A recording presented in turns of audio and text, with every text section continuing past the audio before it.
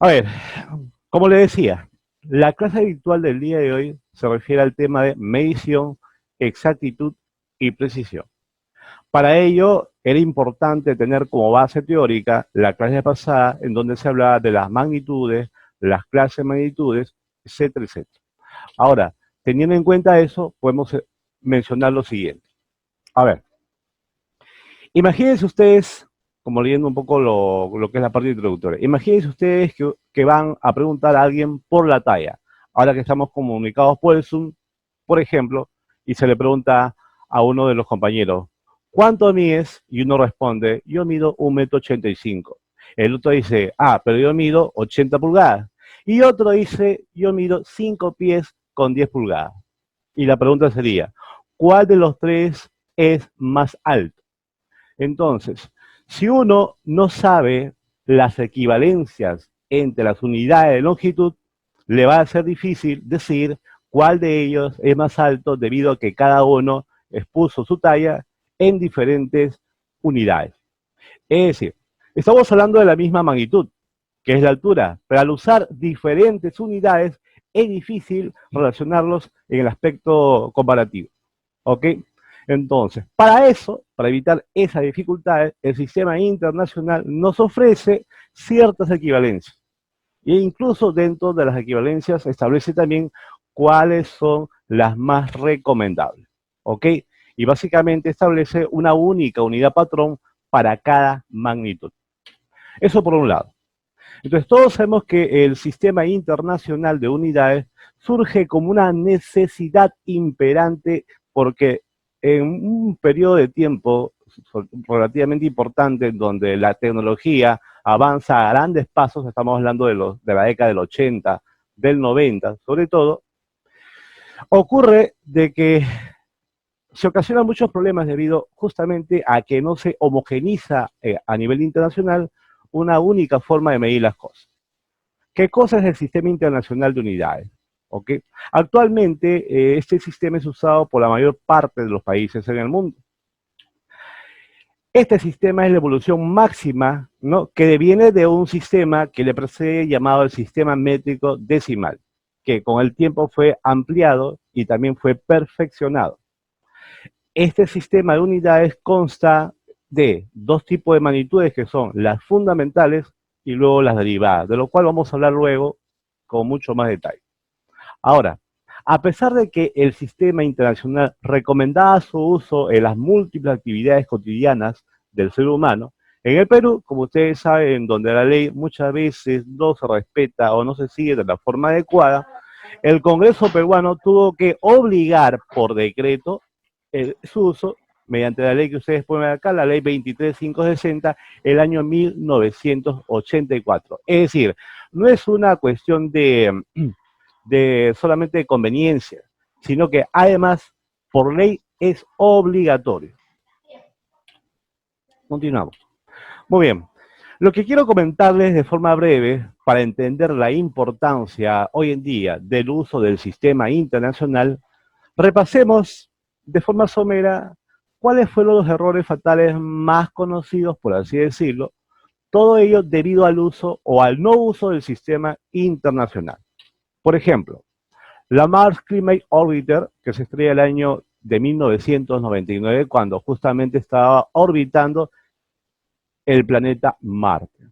¿Qué ocurrió acá? Específicamente, el 23 de septiembre de 1999, una sonda que se había enviado años previos, cuyo costo fue de 125 millones para la NASA, se estrelló en este planeta. ¿Por qué? A ver, hablemos de la NASA.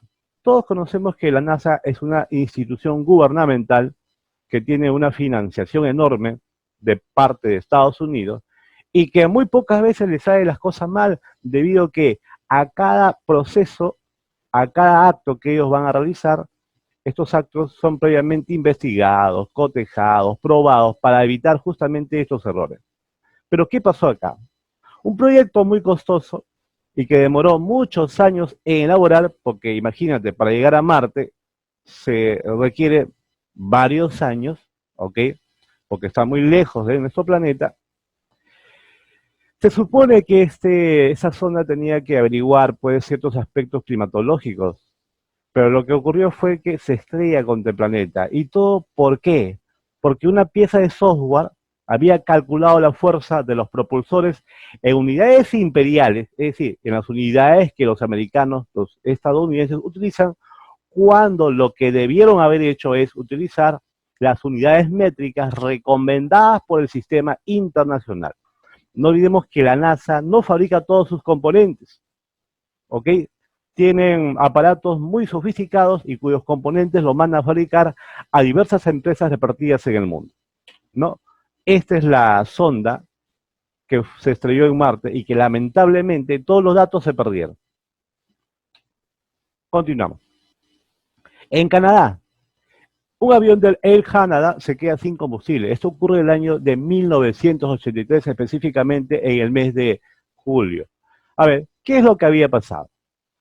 Air Canada había estado midiendo el combustible en libras, como era de costumbre, porque los canadienses y los americanos usan para longitud, en vez de kilogramos, usan libras. ¿Ok? En vez de kilogramos, ¿no? Que usamos nosotros, por ejemplo, para la masa, ellos usan también libras, onzas también usan. Y para longitud están usando, por ejemplo, pies, pulgadas, en vez de usar metros, centímetros, etc. Pero, ¿qué es lo que pasó acá? Ocurre que años antes se estaban usando libras, pero finalmente tuvieron que cambiar a kilogramos porque la mayor parte de las empresas en el mundo estaban usando pues la unidad de kilogramos. Pero eso causó cierta confusión y este Boeing 767, que es inmenso, ¿ok? Se había llenado de combustible, con muy poco combustible, y lo que ocurrió fue simplemente que al agotarse el combustible en pleno vuelo, ese avión cayó a la tierra. Obviamente murieron todos los ocupantes. Segundo accidente, en Corea, el año de 1999, la empresa Korean Air Cargo, despegando de Shanghái, China, igual, habían confundido metros con pies. Resulta que la torre de control le había pedido que se mantenga a 1500. Claro, es error de torre de control, no le dijo las unidades. Claro que en lenguaje, en la jerga de los controladores aéreos, solamente se menciona generalmente la cantidad numérica y no se menciona la unidad porque se supone que es obvio. Entonces, cuando este avión estaba a punto de aterrizar, le voy a pedir a Alexa Talavera que desactive su audio, por favor. Gracias por entender. Continuamos. Cuando el avión estaba a punto de aterrizar, la torre de control le dice que se mantenga a 1500. Pero los pilotos de esta aerolínea coreana pensaban que le estaba diciendo 1500 pies. ¿Ok? Perdón, pensaban que le estaba diciendo 1500 metros. Pero estaban realmente a 1500 pies. Es decir, más cerca de la pista de aterrizaje de lo que imaginaban. De modo que cuando la torre le autoriza el aterrizaje, al pensar ellos que estaban a mayor altitud, comenzaron a bajar a mucha velocidad, tratando de alcanzar la pista antes de sobrepasar.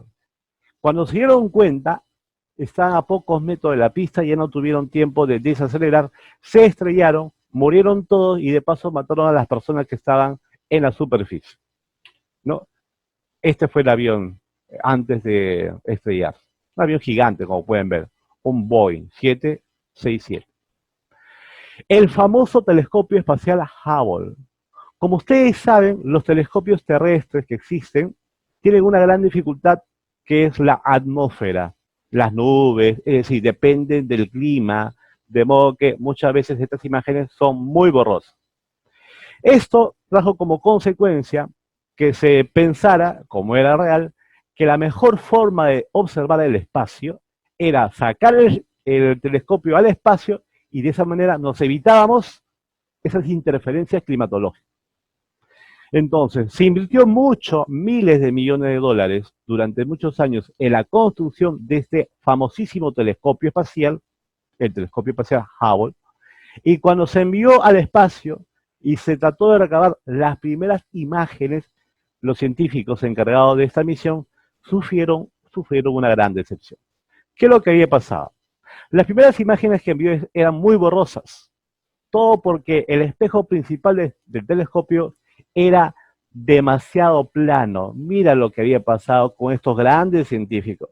Se habían olvidado que un ambiente de gravedad cero, las condiciones iban a cambiar, obvio, porque al ser plano y al no haber gravedad, la concavidad que no se iba a generar ascendía al orden de solamente 2,2 micrones. Claro, el que sabe que es un micrón dirá, pero profesor, esto es demasiado pequeño para ocasionar este problema. Lo que pasa es que, para que entiendan más o menos, ¿a qué equivale 2,2 micrones? Imagínense un cabello humano, sáquense un cabello humano y pártanlo de forma longitudinal en 50 veces. Obviamente que al ojo humano se vuelve invisible, pero esa fue la medida que hizo que este telescopio espacial tuviera esas imágenes borrosas. Posteriormente se envió otra misión para corregir esta distorsión y luego pues muchos de ustedes habrán visto seguramente las bellas imágenes del universo, todo gracias al telescopio espacial, el famoso Hubble.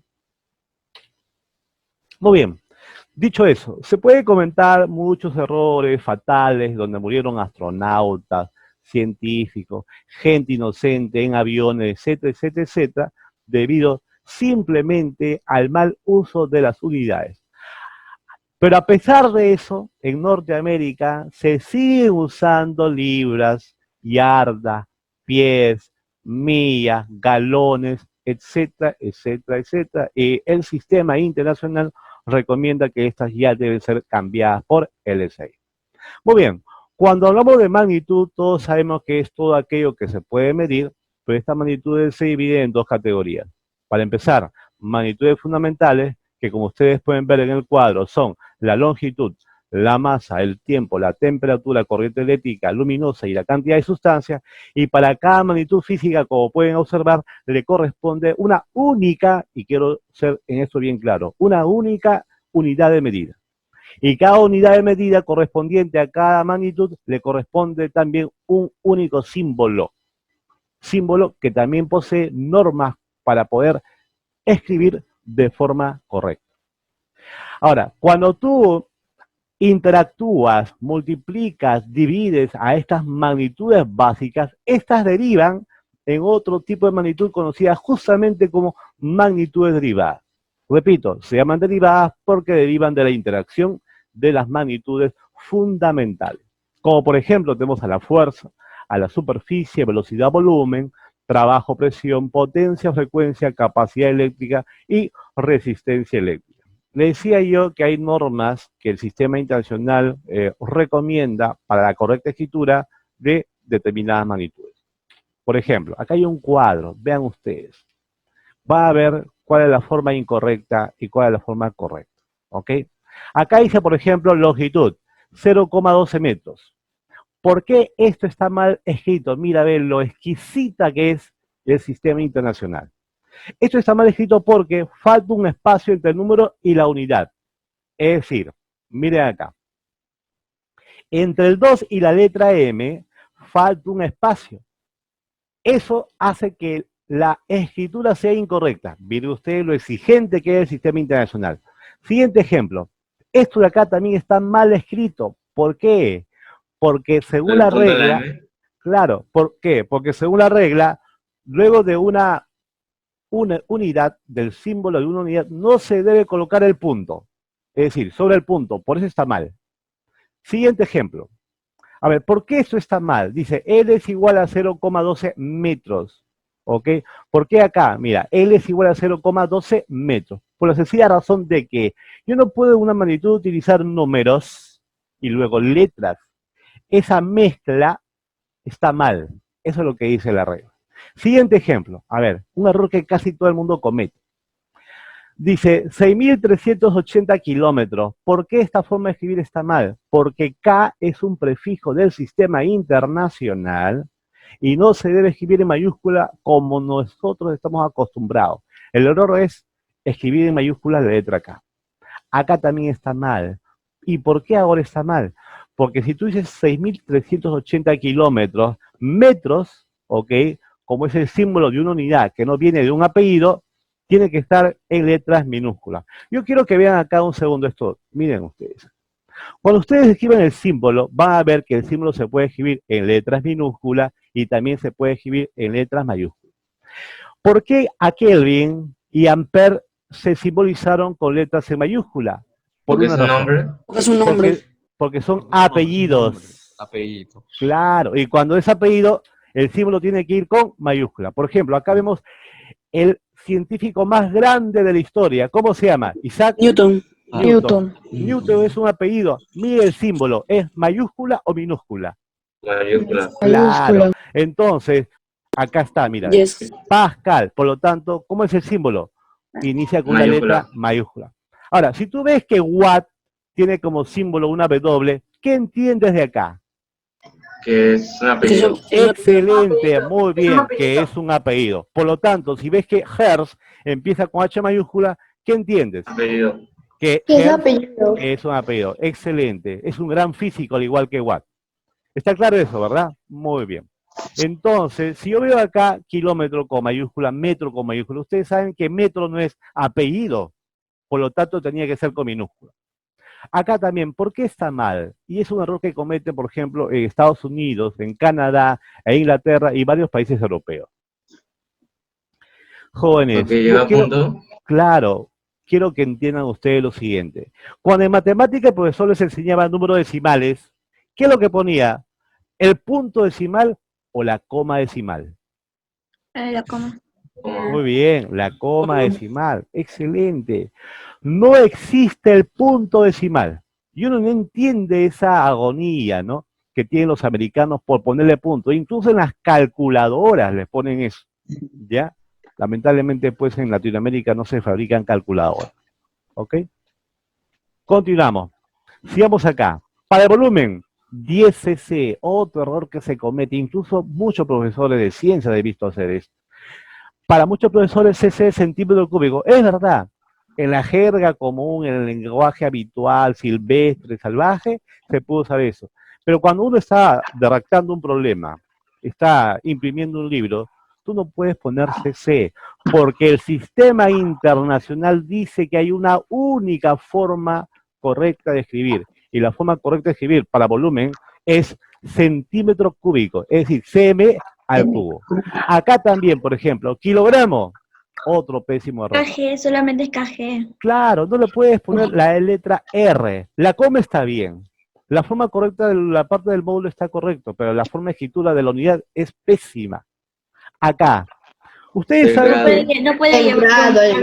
claro, no pero puede hay otra cosa. Cuando yo te digo, por ejemplo, ¿cuál es tu temperatura? Uno dice, profe, usted sabe que desde el punto de vista médico la temperatura media del ser humano es aproximadamente ¿cuánto? ¿Alguien sabe cuánto es la temperatura en grados Celsius? 30. ¿Cómo que 30? Si tuvieras 30 serías 36. un cadáver. 37. 37. 37. Muy bien, el que 20. dijo 37 tiene la respuesta correcta. Ya saben que si sube la temperatura, hipertermia, como la fiebre, etc. Y si te baja la temperatura, hipotermia, lo cual es grave, ¿ok? La temperatura normal ronda aproximadamente 37 grados, ¿no? Décimas más, décimas menos, de repente haces ejercicio y se te sube la temperatura también. No significa que estás enfermo, ¿verdad? Pero ¿sabían ustedes que en Latinoamérica y en muchas partes del mundo se usa Celsius, lo cual no es correcto? Porque todavía estamos acostumbrados a Celsius, cuando lo correcto sería usar Kelvin. Y como Kelvin es una escala absoluta, no se debe colocar grados. Es decir, no se dice 20 grados Kelvin, simplemente 20 Kelvin, nada más. Porque la bolita arriba es grados y se utiliza o se representa básicamente cuando tenemos escalas relativas como por ejemplo Celsius, como por ejemplo Fahrenheit, pero cuando hablamos de absolutas, como por ejemplo Kelvin, o de repente hay otra que es Rankine, se debe utilizar siempre, o no se debe utilizar esta bolita acá que significa grado. Acá hay otro error también, por ejemplo, el error común, ¿no? Y que se escucha por ejemplo en la televisión. Temperatura de Puno, dice, hace mucho frío, menos 20 grados centígrados. No se dice centígrados. Hace casi 30 años en un congreso mundial de química dijeron, A partir de ahora no se debe usar centígrados. La forma correcta, si tú quieres hablar en la escala relativa, es Celsius. Si quieres usar una escala relativa, ¿ok? No se dice centígrados. ¿Pero por qué se dice centígrados? Porque antes, como sabemos, la escala centígrada venía de la separación del punto de congelación del agua, que era 0, y el punto de ebullición del agua, que era 100. Como la distancia entre ambos puntos de congelación y de ebullición, respectivamente, del agua, era de 0 a 100, se decía escala centígrada. Centígrada viene de 100, ¿ok? Pero eso ya no es muy común. Finalmente, para acabar la teoría, no se olviden que en 2 minutos esta sesión se va a cerrar, descansan 10 minutos, luego se vuelven a unir a la misma identificación, ¿ok? A ver, continuamos.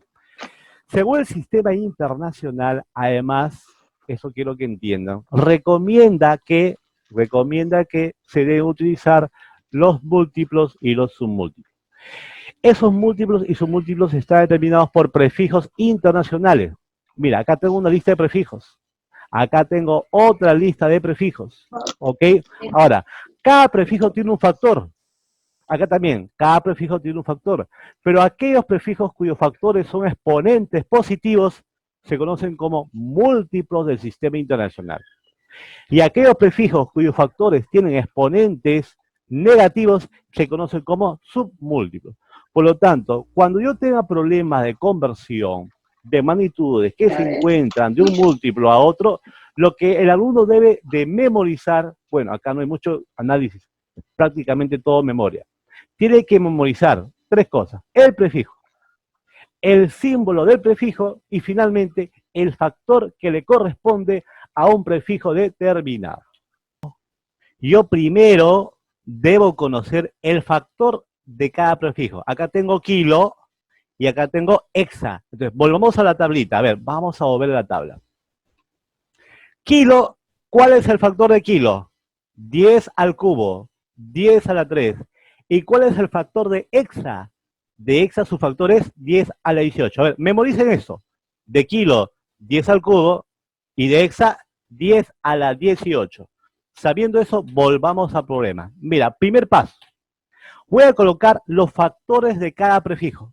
Recordemos, ¿cuál era el factor de kilo? 10 al cubo. ¿Cuál era el factor de hexa? 10 a la 18. Así es, muy bien. Ahora, siguiente paso. A ver, ¿qué hago con los factores? En realidad no trabajo tanto con los factores, sino voy a trabajar con los exponentes. El primer exponente es 3 y el segundo exponente 18. Profesor, ¿qué hago con los exponentes? Hago lo siguiente. No, te equivocaste, pero casi, estaba cerca. Voy a restar. Al primero, que es 3, le resto el segundo, que es 18. Y esto ustedes lo saben, ¿no? Por aritmética básica. ¿Cuánto es 3 menos 18? Menos 15. Así está claro, ¿verdad? Solo tengo que restar los exponentes, para empezar. Tercer paso. Ahora, este módulo, este número de lo que me está pidiendo convertir, me pide 5 kilómetros a hexámetros. Este 5 lo vuelvo a colocar, ¿sí?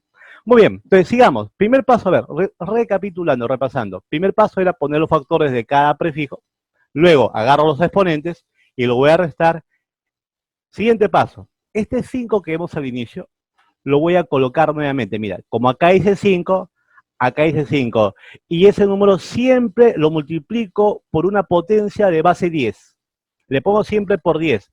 ¿Y por qué le he puesto menos 15? No sé si alguien se da cuenta. ¿Por qué le he puesto menos 15? La resta de los exponentes. Excelente. De la diferencia de los exponentes, de los factores, de los prefijos. Menos 15. Y ya está convertido. Es decir, ya no le vas a poner kilómetro.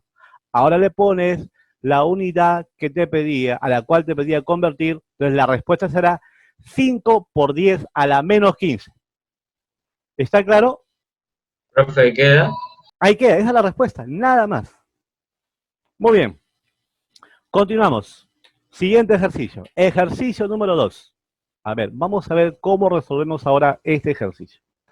Nos pide convertir 8 terasegundos, repito, 8 terasegundos a megasegundos. Ustedes de repente que usan bastante la computadora, los discos duros antiguamente medían en megabytes. Byte es una unidad de almacenamiento de memoria. Mega es un prefijo del sistema internacional. ¿Ok? Repito, mega.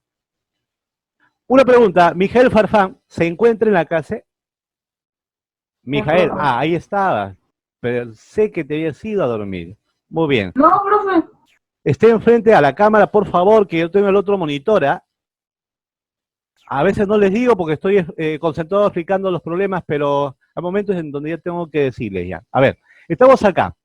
Entonces, les decía yo, por ejemplo, que antiguamente el disco duro de las memorias, las computadoras se medía en mega, ¿no? Memoria de 20 megas, 50 megas, 100 megas, después subió a gigas, ¿no? Memorias de 20 gigas, 50, 100 gigas.